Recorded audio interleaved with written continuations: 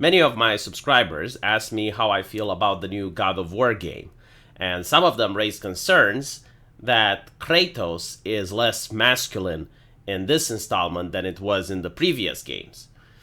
And I understand that concern because God of War is actually one of the few games that I can think of which does explore masculinity without trying to criticize it. And I can completely understand why, when something is so rare, the people who like it don't want to lose it. Now, there is a major difference in storytelling between the previous God of War game and the current one. And I believe that is this particular difference which makes people believe that the current God of War game lacks in masculinity compared to the previous one.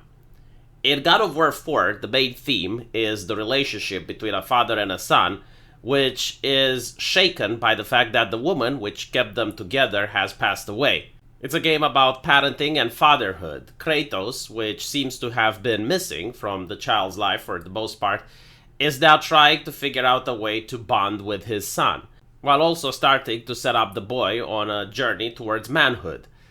The execution is so well that in the trailer you get to see something that exists in many cultures, and that is the coming of age trial, where the boy has to take his first kill. He is taken on a hunt, and this upset many Western journalists so much that they call this to be toxic masculinity, which goes to show just what a fantastic job the developers have done at making an amazing, emotional, and impactful story.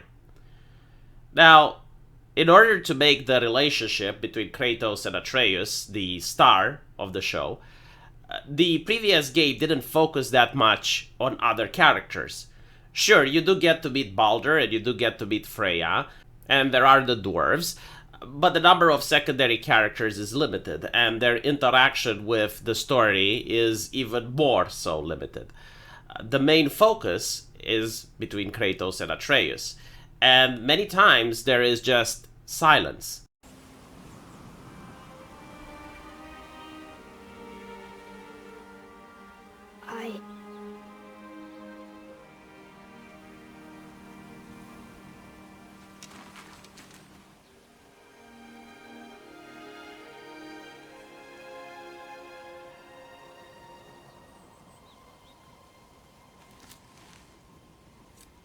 Now, you are ready.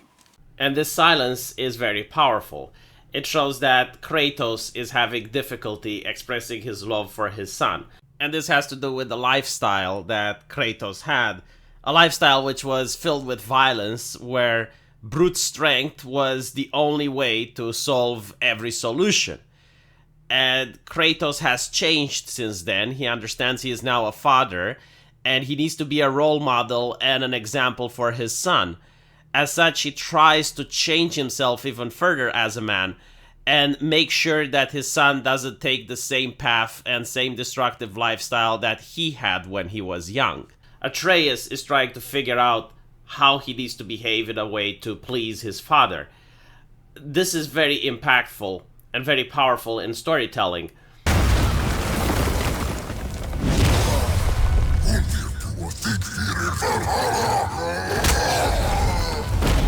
Here's a chance. Show me already. Yes, sir! Now, boy! What? Do it!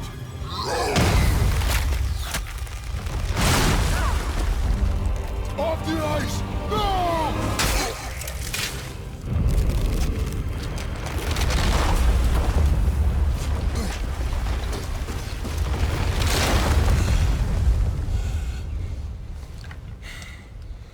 I am so sorry. Your deer is getting away. Yes, sir.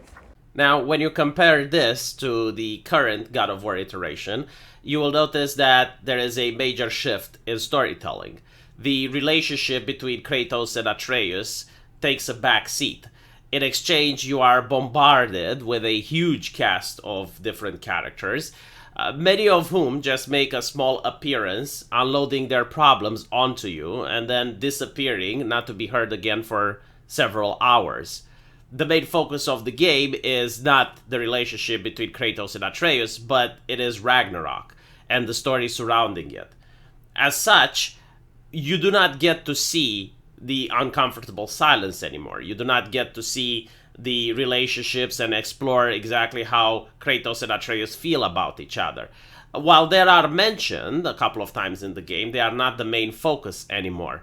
And as such, it may seem that the game lacks in this masculinity thing, because the people who are interested in the relationship dynamic no longer get that. Instead, you're going to get the story about Ragnarok, which is the main focus.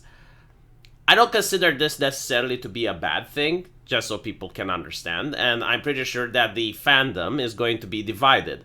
You're going to have many people who enjoy the current story, while you're also going to have other people who enjoy the previous one. I personally do think that the current God of War is actually a good game. It does have its flaws. I am happy that it doesn't try to change anything from the formula, because what worked in the previous game is definitely working now. The gameplay is indeed stellar. I am enjoying it. And the story, again, it's up to people to decide whether you like this one or the previous one. I do, however, encourage people to try and play the game out, because compared to what came out this year, I do believe it has a strong chance of becoming Game of the Year.